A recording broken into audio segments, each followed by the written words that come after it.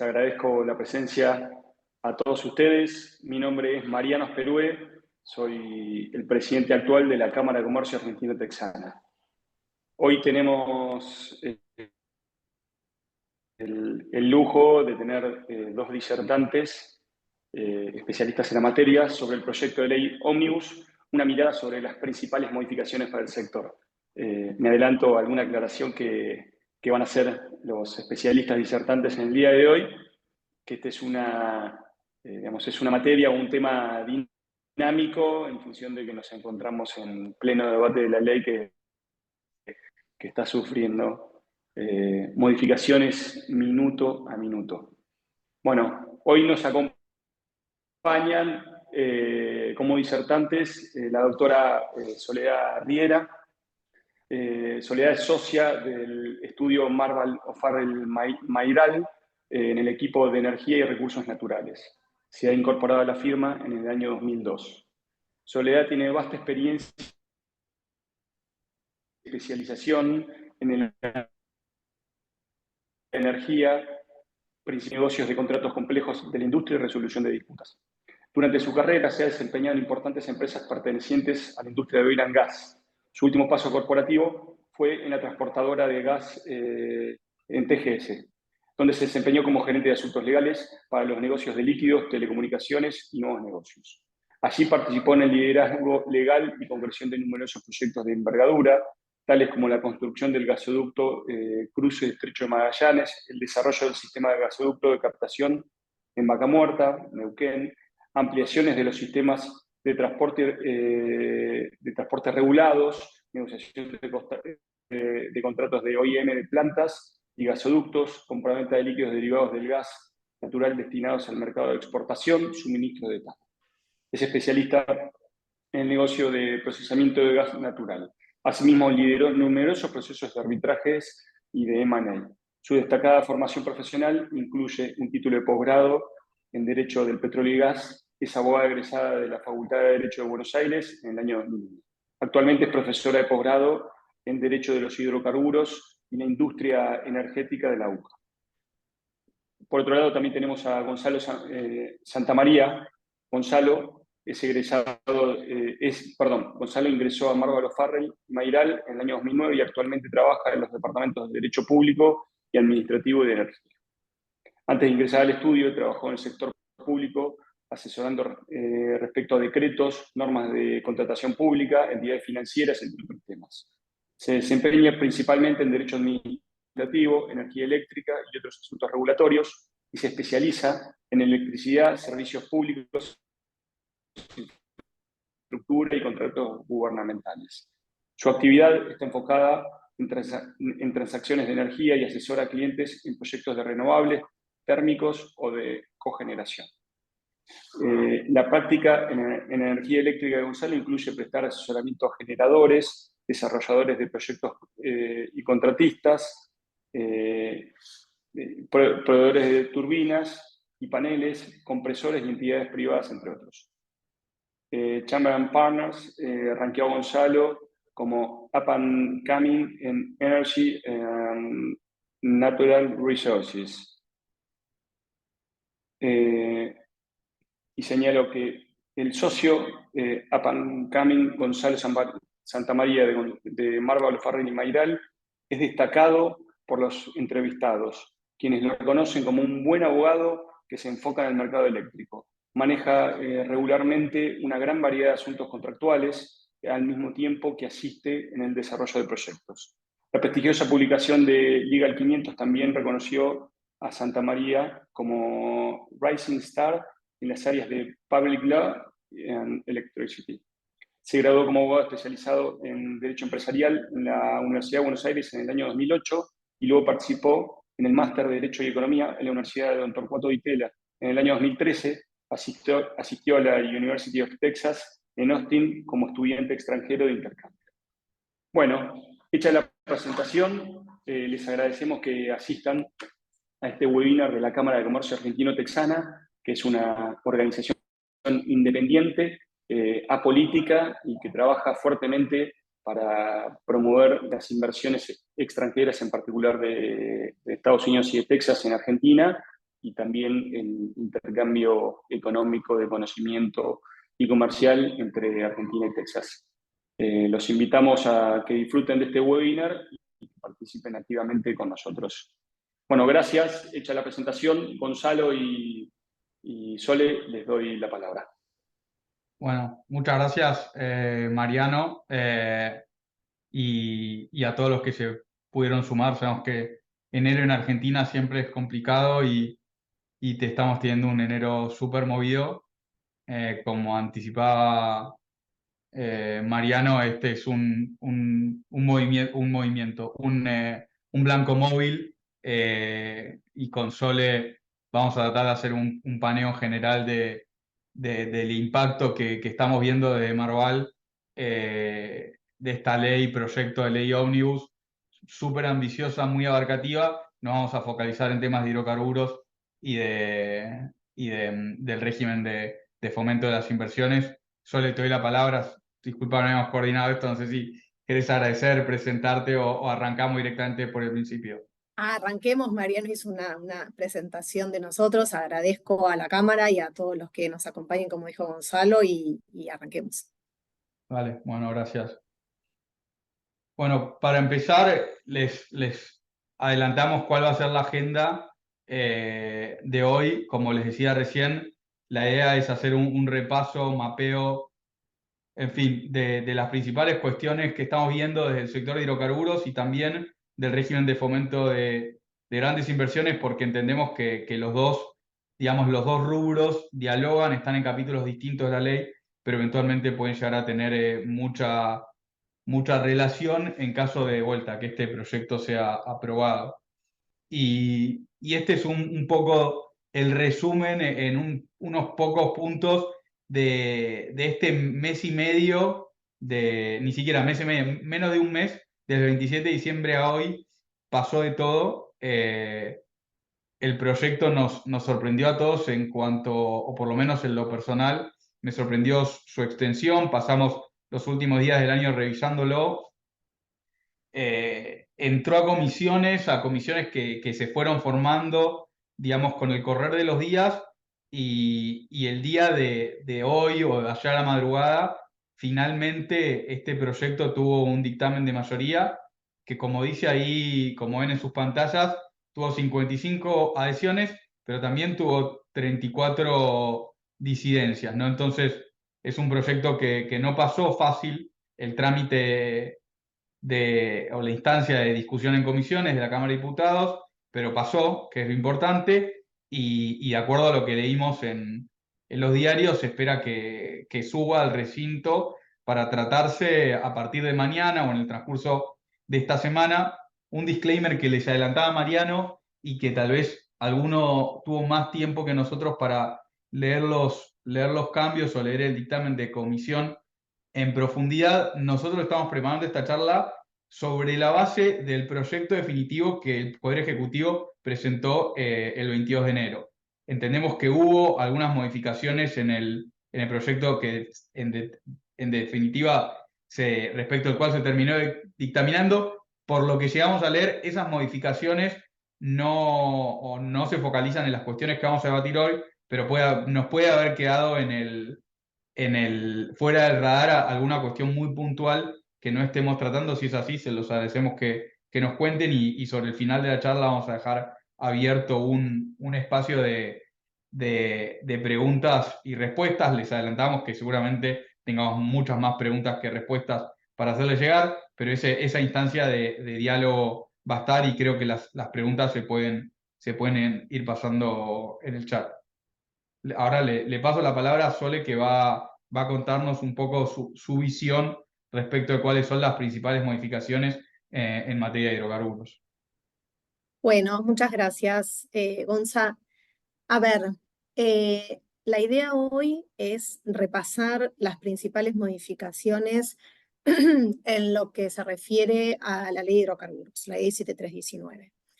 Como ustedes sabrán, la ley Ómnibus, como le han dado a llamar, tiene una serie de capítulos, unos cuantos artículos, en donde además de la ley de hidrocarburos se están modificando también otras leyes relacionadas a lo que es el capítulo que le han dado a llamar energía, y además que está cruzada, obviamente, la actividad y la industria por todo el resto, digamos, de las normas, no solo que se están modificando en este proyecto de ley, sino también con todas las normas que han sido dictadas desde la asunción del presidente Milei.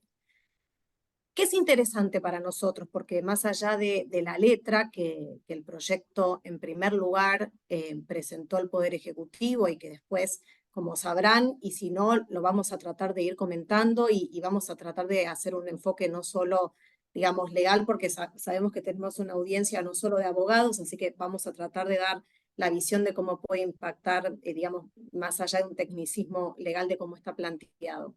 El proyecto original que se eleva, que el Poder Ejecutivo eleva, es interesante leer, digamos, su mensaje de elevación, porque ese mensaje de elevación está en algún punto la intención o lo que el gobierno entrante se propone respecto del sector energético.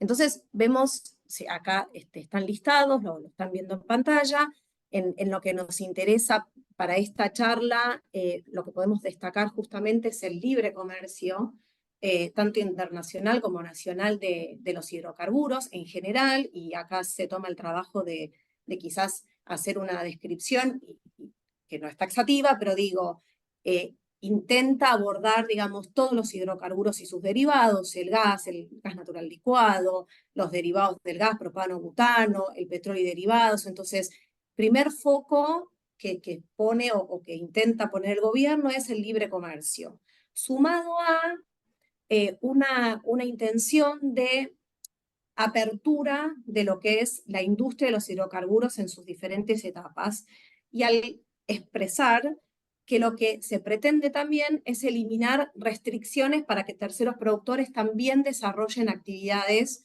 relacionadas fundamentalmente con el midstream y el procesamiento y la licuefacción de gas natural. Entonces, bajo estas dos grandes premisas es que el Poder Ejecutivo lanza un primer proyecto, como comentó Gonzalo en la línea de tiempo hace menos de un mes.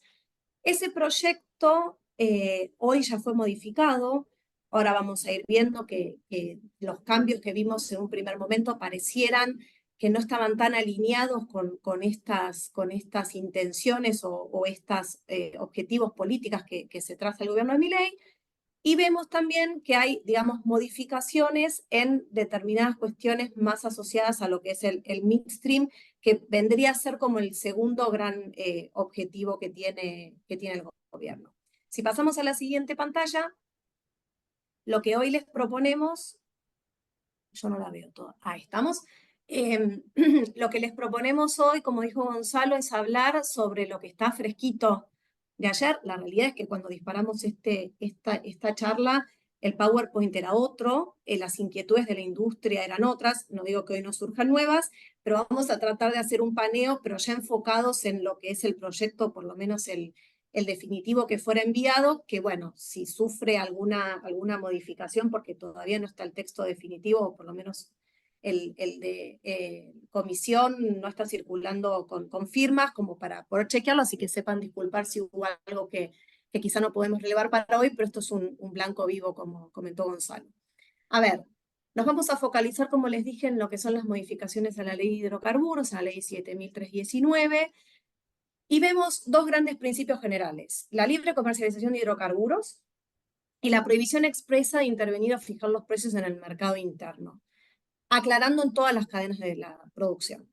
Estos son como drivers que van a ir cruzando o que intentan cruzar las diferentes modificaciones que propone el Poder Ejecutivo.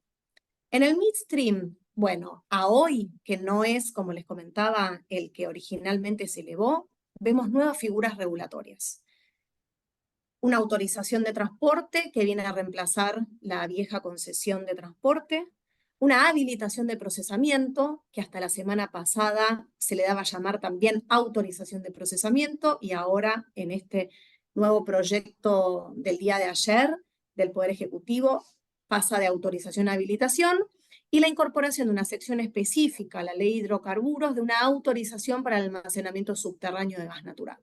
Entonces, ahora vamos a entrar después más adelante en lo que se propone para cada una de estas figuras regulatorias, pero este es como un mapeo general para contarles, digamos, en las principales cuestiones de hidrocarburos. Y respecto al upstream, también ha variado mucho respecto del primer proyecto elevado. A hoy resumimos en las no autorizaciones para reconocimiento superficial, reformas en el régimen de concesiones de explotación, que ahora vamos a ver que también hay algunas que fueron marcha atrás, y un nuevo régimen de regalías, como modificaciones destacadas. Si pasamos a la siguiente, a ver, esto es el puntito general que hablábamos antes, ¿no? Entonces, como la gran mayoría de ustedes sabía, nosotros estábamos regidos por este vector principal que era el autoabastecimiento de los hidrocarburos, que lo veíamos cruzado tanto en la ley de hidrocarburos, en la ley del gas, en la ley 26.741. Bueno, ahora lo que tenemos es un vector que pasa de autoabastecimiento a lo que es satisfacción de necesidades del país, complementado también con otros objetivos principales, que son la maximización de la renta obtenida, de los recursos, como así también todos los principios que recepta la ley 26.741, que también tuvieron modificaciones. Y ahí vamos a poder también ver la protección de los intereses del consumidor, en donde ya no se pone en cuanto a precio, pero sí en cuanto a calidad y a suministro, o sea, el precio sale. También otra modificación respecto al autoabastecimiento, ya no se habla de autoabastecimiento, se habla de satisfacciones de necesidades de abastecimiento internas. Entonces, este es un gran principio rector que nosotros creemos es el que va a cruzar las decisiones que se tomen y las eventuales reglamentaciones. Primer gran paréntesis que hacemos acá y que lo vamos a charlar con Gonzalo es: todo esto está sujeto, o sea, primero que se apruebe, lógicamente, en este texto o en el que finalmente se apruebe, y después toda la reglamentación, con lo cual quizás hoy podamos dar muchos principios generales, pero que muchos de ellos, su efectiva implementación, efecto, impacto y consecuencias, los vamos a poder ver y dimensionar cuando tengamos las reglamentaciones a las que además expresamente hace referencia la ley en cada uno de los puntos. Otro de los objetivos principales o principios de la ley de hidrocarburos es la libre comercialización de los hidrocarburos, la libre importación y la libre exportación, sujeta a sujeta a reglamentación del Poder Ejecutivo. Y en particular, respecto a la exportación, y esto es nuevo respecto del proyecto original elevado al Congreso, aclara que la exportación será libre, sujeta a la no objeción de la Secretaría de Energía. Esta no objeción establece someramente la ley bajo qué principios va a poder realizarse esa objeción y el plazo en que podrá realizarse esa objeción. Y en cuanto a los motivos, dice que tiene que ser en relación a lo que es técnico y económico relacionado o relativo a la seguridad del abastecimiento. Entonces, esto vamos a tener que esperar la reglamentación de cómo se va a implementar todo el régimen de exportaciones, que es libre, la exportación es libre, pero está sujeta a la reglamentación con una condición de no objeción. Y también es importante, si bien no estamos en este webinar hablando sobre las modificaciones a la ley del gas, se incorpora también en este nuevo proyecto, el de ayer, en la ley del gas, como una de las modificaciones a la ley del gas, específicamente establece que los exportadores mencionados en el artículo 6 de la ley de hidrocarburos se deberán hacer cargo, en caso de producirse, del sobrecosto del abastecimiento interno, conforme las formas y modalidades de la propia reglamentación. ¿Qué nos trae esto? Lógicamente vamos a tener que esperar a la reglamentación, pero la realidad es que por conversaciones previas con las autoridades entrantes y cosas que nosotros pudimos estar escuchando, el racional de todo esto apuntaría a el corte es lo último. El corte o el incumplimiento a tu contrato es lo último, y que el productor, exportador, refinador, o sea, todas las personas habilitadas para exportar que tengan contratos puedan eventualmente elegir, y si hay una situación de desabastecimiento y con la reglamentación que se haga, sí se compense ese sobrecosto, pero que el corte sea, digamos, de última instancia. Esto tendremos que ver en la reglamentación, pareciera que la finalidad es esa, la protección del abastecimiento interno, pero ya no cruzado por el principio rector del autoabastecimiento. No sé si soy clara con la diferencia, lo tendremos que ver también con la reglamentación, pero un poco de la lectura y de la interrelación que podemos hacer de las normas, esto es lo que primero nos surge. Y por último, es la prohibición al Poder Ejecutivo de intervenir o fijar los precios en el mercado interno, en toda la cadena de producción está aclarado. Vamos a pasar ahora a lo que es el upstream. El upstream presenta no tantos cambios como presentaba en la primera versión. Hay cuestiones que fueron en algún punto suavizadas, si se me permite el término, o morigeradas. La industria hizo saber, tanto la industria como las cámaras, hicieron saber al Poder Ejecutivo respecto de ciertas inquietudes, específicamente con una que vamos a ver ahora en relación con el upstream, así que pareciera que determinadas cuestiones fueron receptadas. Entiendo yo que hacer una ley en tan poco tiempo y lanzarlo, lógicamente puede estar sujeta a un montón de errores. Trato cada vez que leo de volver a estos principios, ¿no? Del mensaje de elevación. Bueno, a ver qué es lo que quiere y quizás no fue la mejor forma y requiere una reglamentación o requiera, digamos, de algún ajuste, y creo que un poco eso es lo que ocurrió también en estos días. En cuanto a las concesiones de explotación, lo del reconocimiento superficial ya lo dije antes. En cuanto a las concesiones de explotación, acá hay una modificación al régimen de las concesiones no convencionales a partir de la reconvención de las convencionales, que cambió respecto del primer proyecto. En el primer proyecto, bueno, era mucho más limitado, ahora se permite, se prevé el plazo de 35 años por única vez, solo que se establece como un plazo, digamos, hasta el cual poder presentar las reconversiones, pero acá ya hubo, digamos, una modificación al proyecto original. Como concepto, elimina la maximización de la producción compatible con la explotación adecuada y económica de los yacimientos como el criterio para determinar las inversiones. Esto fue eliminado. Y acá, respecto de los plazos de las concesiones, era uno de los puntos más críticos o que mayores dudas o inquietudes generaron en relación con las concesiones de explotación. Si bien los plazos originales no fueron modificados, dos grandes cuestiones se observaba respecto al proyecto original. En primer lugar, la facultad de la autoridad de aplicación de otorgar plazos diferentes. Y en segundo lugar, la eliminación del párrafo relativo a la prórroga de la concesión que estaba previsto en la ley 17.319. Estas dos cuestiones que estaban originalmente, bueno, ya fueron en algún punto modificadas.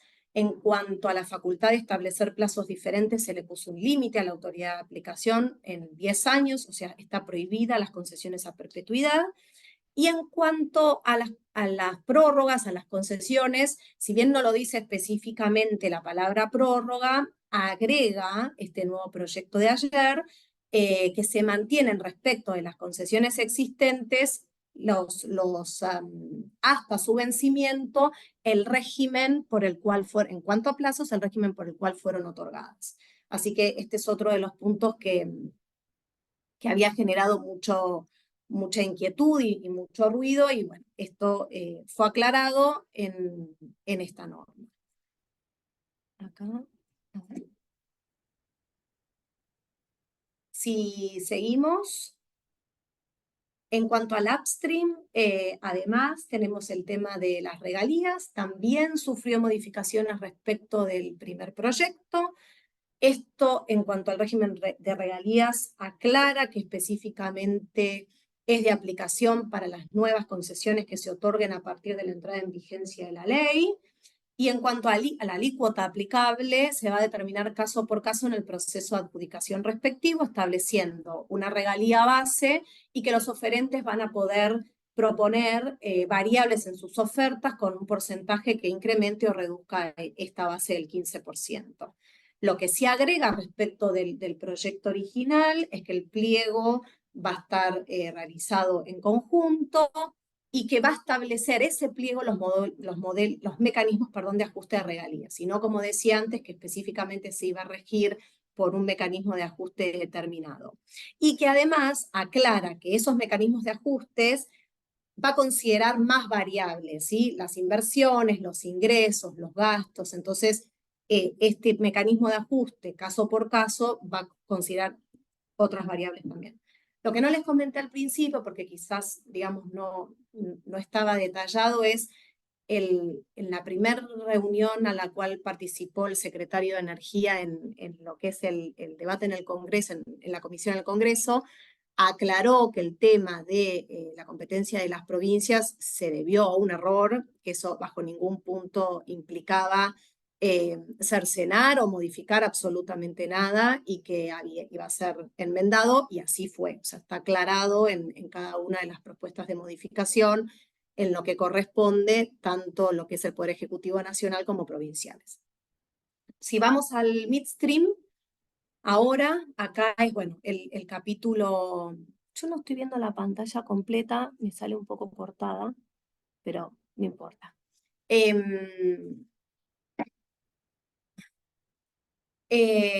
A ver, en cuanto, le llamamos midstream en general, pero bueno, es más que eso. Se reemplaza la figura de la concesión de transporte por la de autorización de transporte para todos los transportes a los que se refiere la norma, tanto los derivados de las concesiones de explotación como aquellos que se vayan a requerir en función del procesamiento, la licuefacción o el almacenamiento subterráneo.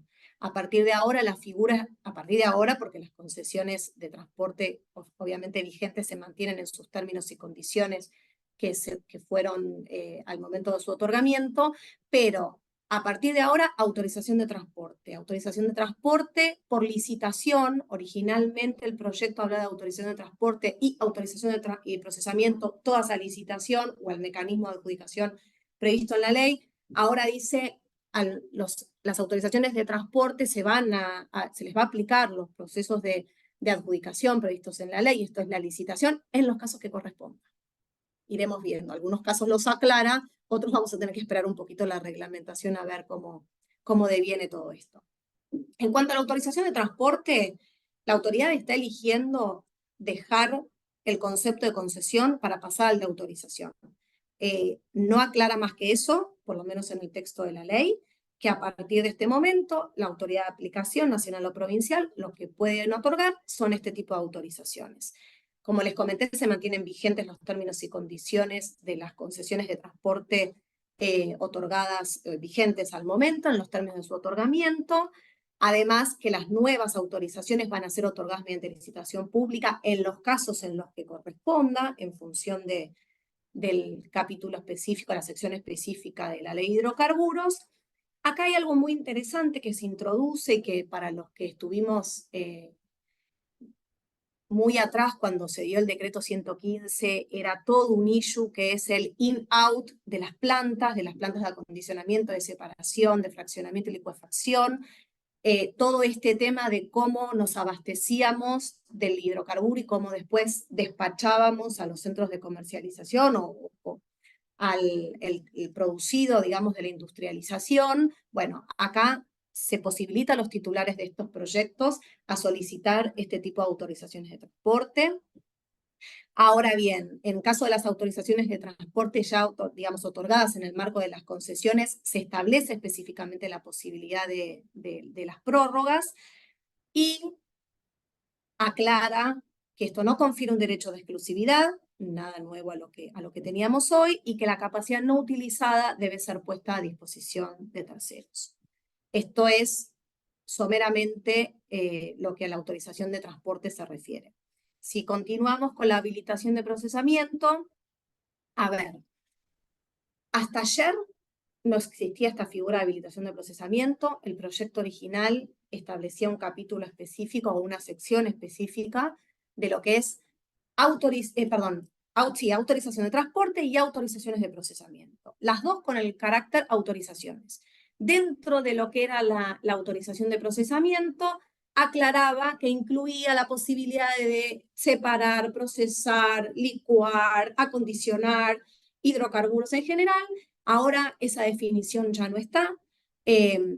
Por diferentes, digamos, párrafos que trae este nuevo proyecto de ayer, asumimos que la habilitación de procesamiento es aquella relacionada a la industrialización, así dice la ley o la nueva ley, la industrialización de hidrocarburos, y aclara que no están sujetas a plazo, pero introduce este requisito de que deberán procesar los hidrocarburos de terceros en estas plantas de procesamiento o de industrialización hasta el 5% de la capacidad de sus instalaciones, siempre que se den ciertos requisitos, ¿no? Que se llegue a un acuerdo, que no comprometa el proceso. Bueno, hay algunos que están mencionados en la norma y esperaremos también a la reglamentación como lo establece. Se da la posibilidad de aumentar después de determinado tiempo estos porcentajes, pero aclara a quienes no aplica.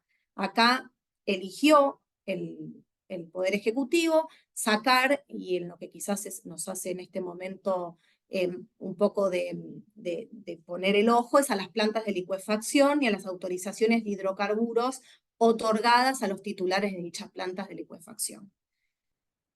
Pero tendremos que esperar a ver qué pasa con la reglamentación de esta habilitación de procesamiento, cómo será otorgada, cuáles son los requisitos y eventualmente cómo va a ser el alcance y el impacto en las existentes y en las nuevas que se desarrollen. Y por último, introduce una nueva sección que es la autorización de almacenamiento subterráneo de gas natural, una figura que hasta el momento no se encontraba en la ley de hidrocarburos. Dice que va a aplicar a determinados proyectos y determina a qué proyectos, en qué áreas, a qué situaciones va a aplicar.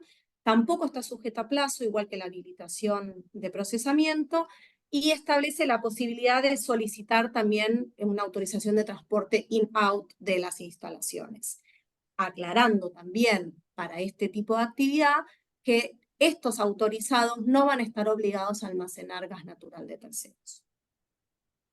Continuamos.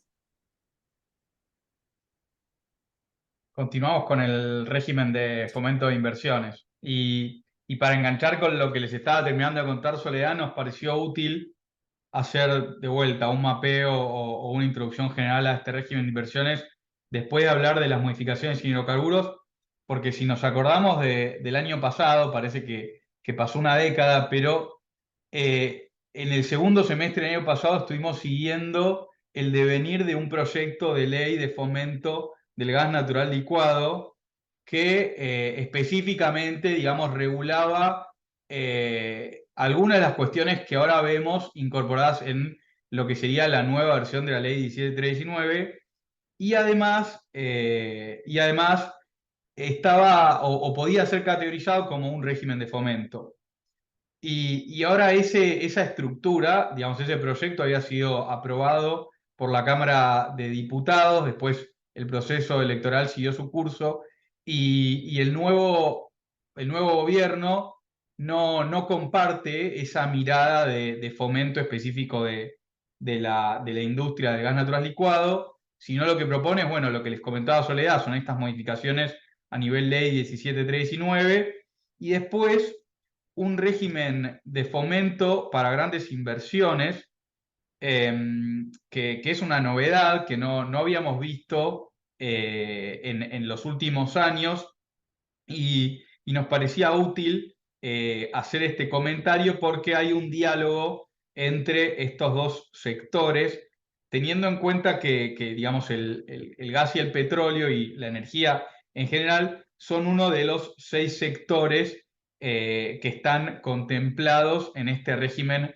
de fomento general, junto con la agroindustria, minería, tecnología e infraestructura, sin perjuicio de que lo que dice el proyecto es que el Poder Ejecutivo Nacional podrá eventualmente sumar sectores adicionales.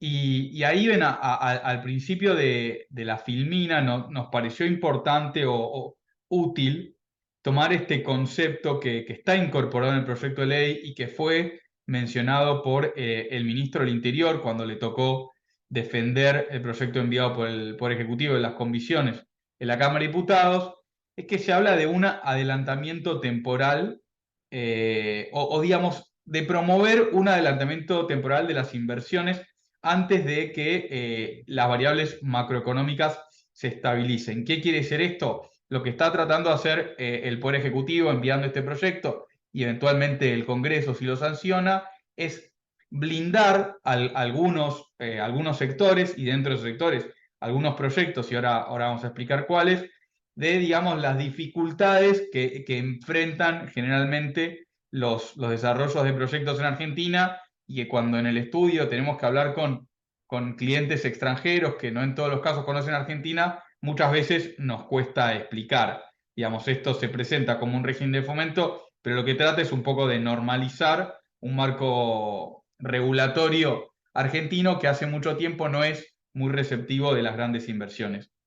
Y traíamos estos antecedentes similares en algunos casos, recientes, y como dice ahí, no tan recientes, porque lo que vimos, sobre todo durante la gestión anterior, el expresidente Fernández emitió algunos DNU tratando de fomentar las exportaciones. Ahí hay digamos, un listado incompleto de los decretos de necesidad de urgencia y decretos ordinarios que se dictaron sobre estos temas, que básicamente lo que trataba era de, digamos, mitigar de alguna manera toda la maraña normativa y en particular las dificultades cambiarias que desalientan la exportación, ¿no? Como vemos Argentina, un país con un déficit crónico en su balanza de pagos, empieza a tocar la economía y eso desalienta la exportación.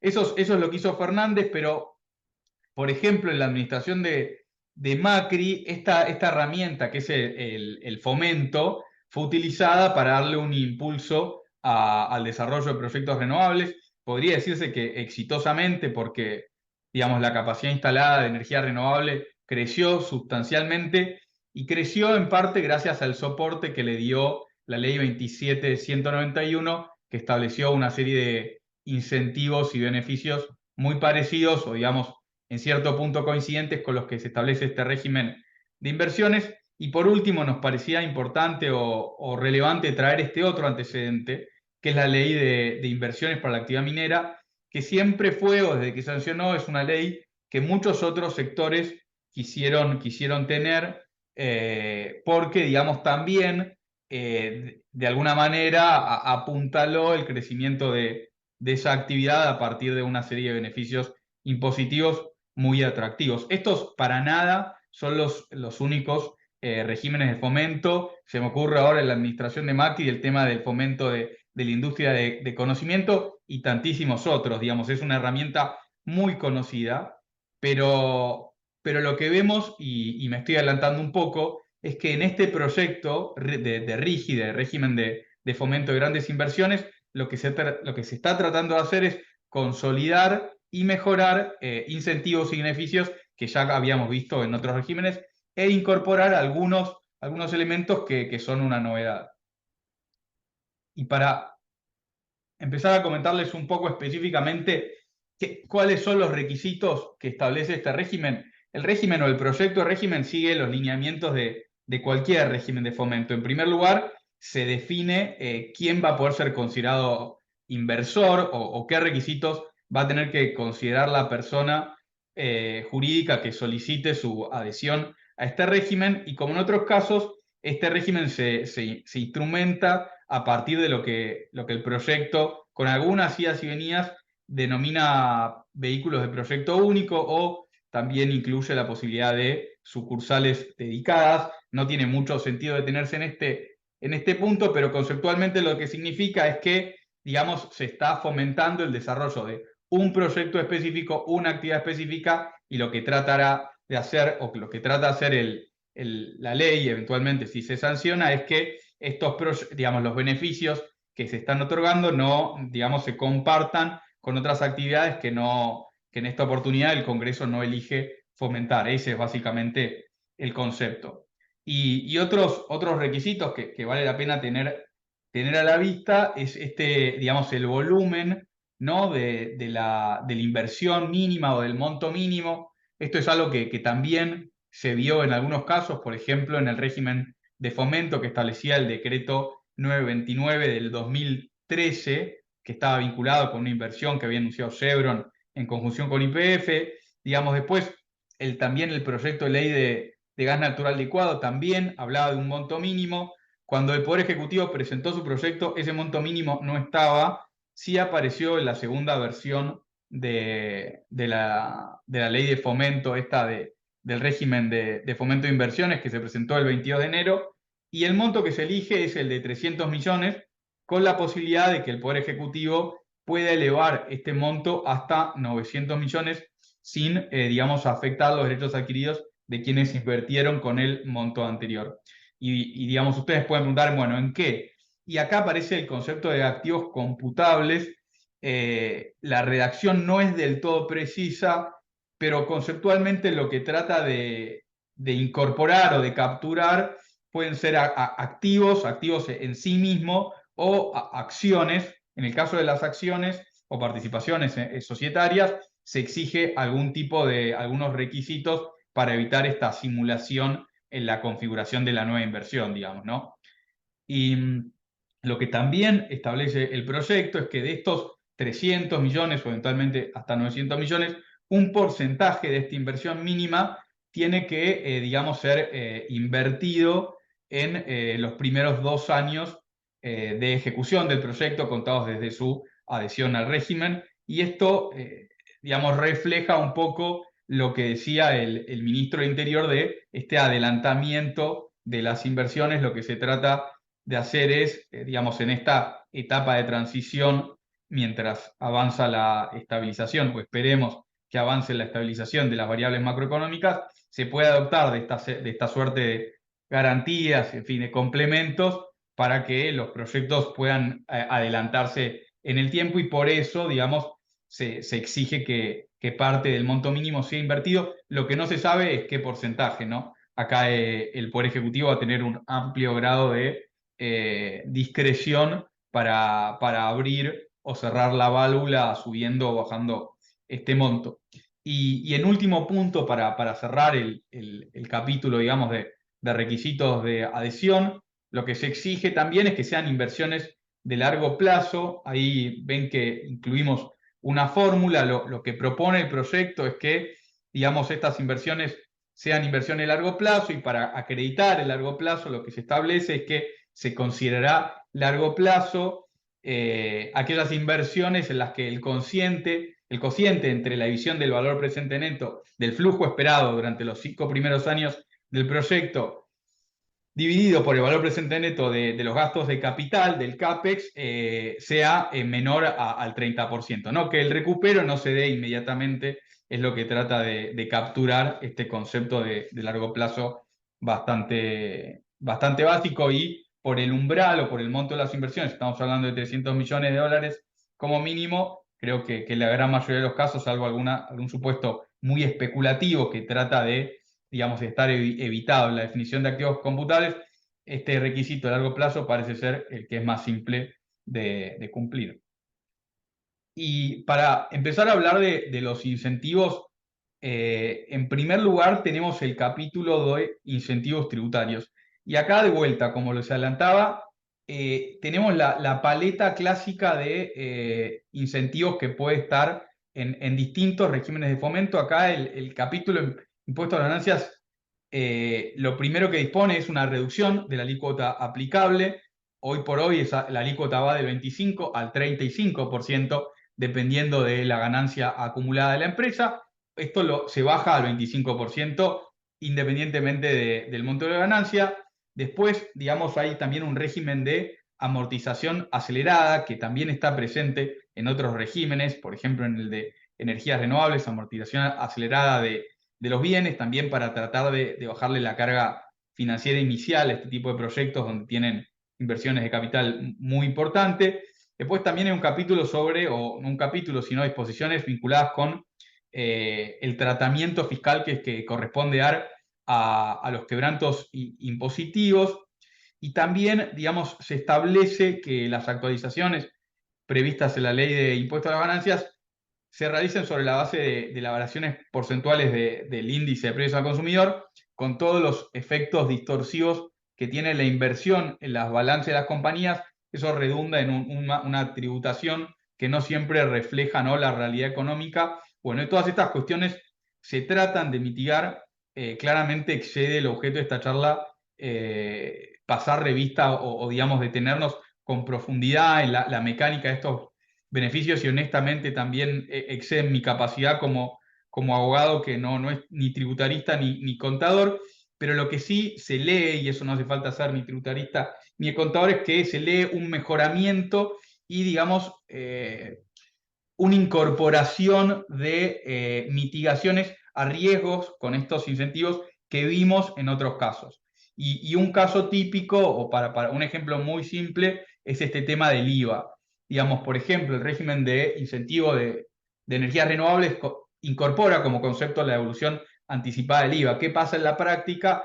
La AFIP demoraba mucho en digamos, darle trámite a esa devolución, y con la inflación ese incentivo terminaba siendo insignificante, y me ha tocado participar digamos, en la revisión de modelos financieros donde directamente se excluía porque era imposible asignarle un valor presente a un beneficio tan de difícil, digamos, materialización.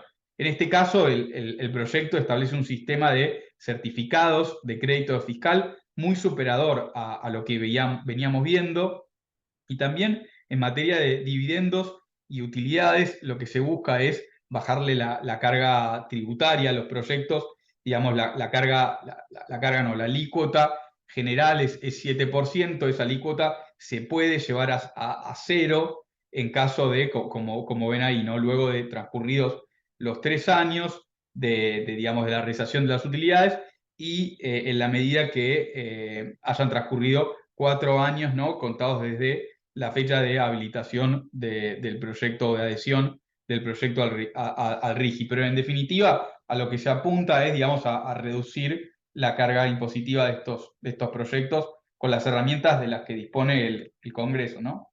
Y para continuar también con incentivos tributarios, tenemos incentivos respecto a débitos y créditos, que, digamos, el 100% se va a poder tomar como crédito al impuesto a las ganancias. Esta es una modificación en un impuesto muy distorsivo y que ya lleva unos cuantos años. Parecía algo transitorio, pero ya lo tenemos vigente hace más de 20 años, y se sigue aplicando, y digamos, tiene un impacto en la economía de los proyectos.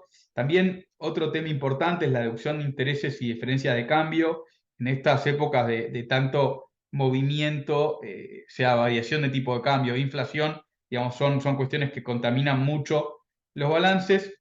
Y finalmente, una figurita conocida, que es la estabilidad tributaria, que este concepto está, por ejemplo, en la ley de fomento, no fomento, sino, sí, de fomento de las actividades mineras, o ley de inversiones mineras, pero está mejorada. Digamos, la ley la cláusula de estabilidad tributaria en materia de minería, digamos, no siempre fue respetada, y cuando se verificaron algunos incumplimientos, algunas empresas mineras llegaron con el tema a la Corte Suprema, y la Corte Suprema, la verdad, que no le dio el mejor tratamiento que hubiese sido, digamos, más, o que nosotros entendíamos más alineado con el espíritu de la ley. En este caso, para evitar esos riesgos, se refuerza la garantía y se establece un sistema de protección y de presunciones que nos permita anticipar que, en caso de que esta estabilidad no sea respetada, no por la creación de nuevos tributos o por el aumento de alícuotas de los tributos existentes, bueno, el adherente al RIGI va a tener mejores herramientas que los mineros tuvieron hace unos años, cuando les tocó pleitear este tema ante la Corte Suprema.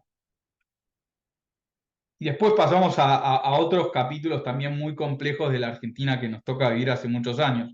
El tema cambiario central, como ven ahí, digamos, se establece una cronología para otorgar un mayor porcentaje de fondos de libre disponibilidad para los vehículos de proyecto único, digamos, para los docentes al RIGI, que llega al 100% a partir del tercer año de vigencia del proyecto, que es muy atractivo, digamos, si tomamos los regímenes de fomento que salieron durante la administración anterior, este porcentaje llegaba al 20% y tampoco fue respetado, ¿no? Con lo cual lo que se ve es un cambio de paradigma total.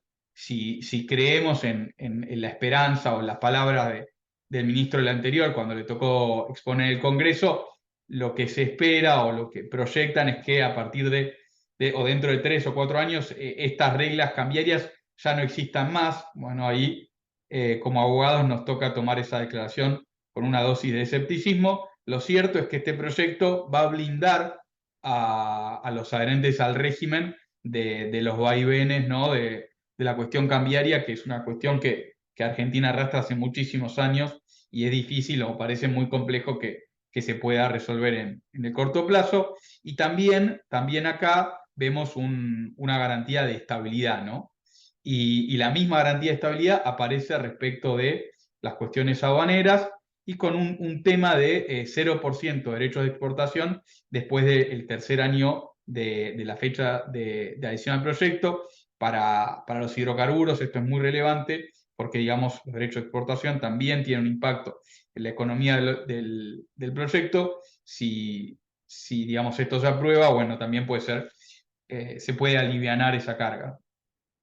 Y ya para cerrar con este mapeo, esta es una novedad en regímenes de fomento, se establece en línea con las modificaciones que el proyecto en general, el proyecto de ley Ómnibus establece respecto del Estado Nacional y la posibilidad, la Administración Pública Nacional y la posibilidad de someter las controversias a arbitraje. Bueno, el proyecto de ley o el proyecto de RIGI también captura esta posibilidad, es muy importante. Esto, por ejemplo, está en el régimen de participación público-privada, también contemplaba, digamos, un mecanismo de solución de controversias arbitral, pero bueno, en ese caso eran contratos. Acá sin un contrato se contempla el arbitraje, eso es muy interesante. Y también, ya para ir cerrando, se establece que, digamos, los derechos y los incentivos contemplados en el RIGI se van a considerar categorizados como protegidos bajo los tratados de promoción y protección recíproca de las inversiones, los llamados TBIs. Eso es algo súper importante, no se da en todos los tratados. Esto jerarquiza el RIGI y para los inversores extranjeros que siempre están mirando los TBIs, esto también es una herramienta nueva que no habíamos visto en el pasado y la vemos como muy positiva y muy interesante. Y creo que con eso ya podemos pasar a las consideraciones finales. No sé si, Sole, querés hablar un poco de Sí, regulación de hidrocarburos. dale, estamos con poquito tiempo, así que bueno, hacemos rápido. A ver, el proyecto de ley Ómnibus y ahora en general el gobierno propone una política de regulación, digamos, muy amplia, que obviamente tiene impacto no solo en la industria energética y en particular los hidrocarburos, sino en general. Tenemos que ver cómo se va a desenvolver, cómo termina, digamos, el debate y el trámite parlamentario de esta ley, siguiéndolo minuto a minuto, pero esto es, digamos, a modo de conclusión la intención del gobierno. Y en cuanto a los hidrocarburos, digamos, es obviamente regular algunas actividades que no estaban reguladas, pero que vamos a tener que esperar lógicamente la reglamentación para ver cuál va a ser el alcance de los efectos, y obviamente todo el tema de salir del paradigma único y rector del autoabastecimiento, reforzar la libre comercialización de los hidrocarburos, y pareciera la decisión del Estado, digamos, de salir de determinadas regulaciones y de determinadas situaciones contractuales. No Sí, de contratos ya firmados, quiero decir como su rol, eso quise decir. no, está claro y digamos, es lo mismo para lo que comentaba rápidamente de inversiones, reglamentación, hay que esperar a la reglamentación total. Esto lo vimos, por ejemplo, en la ley de PPP que decía una cosa, el decreto reglamentario decía otra, decía un poco menos y decía todavía un poco menos el contrato modelo PPP, con lo cual, digamos, si bien este régimen de inversiones o de protección de las inversiones es muy ambicioso, hay que ver cuánta de esa ambición queda reflejada en la práctica. Y un tema que no comentamos porque no era el objeto de esta charla, todo esto debe ser acompañado con un gran desafío que es la normalización tarifaria y tal vez falta agregar ahí el mercado interno de combustibles, porque es lo que termina desacoplando la industria y generando todas estas distorsiones que han probado ser en los últimos 20 años muy negativas para el desarrollo de la industria energética en general. Entonces, sin la pata tarifaria barra mercado interno de combustibles, por más que tengamos la mejor regulación, pareciera que más temprano que tarde la macroeconomía empieza a crujir y bueno, los políticos empiezan a tocar las regulaciones. No sé si Soledad, tenés al Mariano, tienen alguna reflexión adicional. Esa es una visión personal mía. No, por mi parte, gracias. Marian, no sé si tenemos alguna pregunta, nos quedan unos pocos minutos. Creo que Parece está está congelado. frisado. Sí. Sí. Bueno, me voy a fijar yo a ver acá en el chat. A ver, Yo veo por una de derecho Dale. administrativo, diferencia Dale. entre autorización y habilitación. Perdón, aquí estoy. Tuve un momento que se desconectó el video. Bueno, acá tenemos algunas preguntas. Gonzalo Soledad, que nos realiza Marcela Arias. Una de ellas relativa a la existencia de diferencias en la actualidad en derecho administrativo entre autorización y habilitación, podríamos sumar concesión también, o es necesario esperar que el Poder Ejecutivo Nacional haga esa distinción en la reglamentación que haga de la ley. Okay. Sí, como es un tema de derecho administrativo, si querés la atajo preliminarmente. Vos me sumaste concesión a la pregunta. En concesión la distinción es clara por la figura contractual. Entre autorización y habilitación son dos tipos de autorización y, digamos, tal vez en la doctrina puede llegar a haber alguna distinción entre autorización y permiso. No me ha tocado ver autorización y habilitación, creería que no, ni en la doctrina, pero como vos decías, va a depender de la reglamentación. La calificación jurídica no impacta, ni incluso respecto de la concesión. Va a depender de lo que diga la reglamentación. Soledad, ¿cómo lo ves vos desde la práctica de hidrocarburos? Desde la práctica de hidrocarburos no puedo dar una definición, digamos, o algún concepto que los diferencie, o efecto o consecuencia que los diferencie. Sí siento, y lo charlábamos con Gonzalo hace un rato, deliberadamente el legislador o el Poder Ejecutivo en este caso eligió darle una denominación diferente e incluso eligió modificar la denominación desde el proyecto original que elevó hace menos de un mes y el de ahora. Pongo de ejemplo justamente a lo que es la autorización de procesamiento versus habilitación de procesamiento. ¿Qué está pensando con esto? La realidad es que no tenemos, como dijo Gonzalo, ni desde la ley, ni desde la doctrina, que algo que te diga, este derecho te va a impactar más o menos. Vamos a tener que esperar a la reglamentación, pero deliberadamente les está dando una calificación diferente. Okay. Gracias. Bueno, acá tengo dos preguntas más. Una de ellas indica qué implica el cambio de concesión a autorización en el caso de transporte. Es un poco más específico de lo que veníamos hablando, entendiendo que los bienes entiendo que los bienes siguen revirtiendo al Estado, por lo menos en el caso de autorizaciones otorgadas a titulares de concesiones de explotación. Y de vuelta, creo que Mariano va a depender de la reglamentación. Va a depender de la reglamentación. Y esta discusión no es nueva, se dio cuando se crearon la figura de la licencia de gas, que se van a preguntar, bueno, esto es menos, esto es más que un contrato, en fin. La doctrina va a escribir y lo importante es ver qué dicen los términos de la autorización para saber qué derechos le competen a cada uno de sus titulares.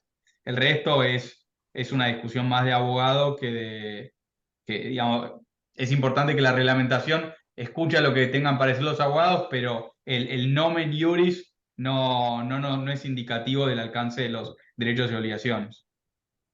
Ok, perfecto. Bueno, ahora tenemos la última y los liberamos a ustedes y a la audiencia. siendo que se modifique el artículo 6 de la ley 17319, estableciendo que el Poder Ejecutivo no podrá intervenir o fijar los precios de comercialización en el mercado interno en cualquiera de las etapas de producción. Y acá viene la pregunta. ¿No deberían haber introducido modificaciones en ese sentido de la ley de GLP 26020?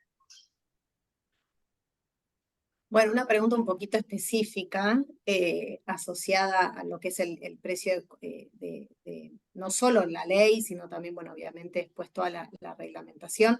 No es la única ley que establece precios ley barra reglamentación que establece precios, con lo cual, lógicamente, se van a tener que ajustar.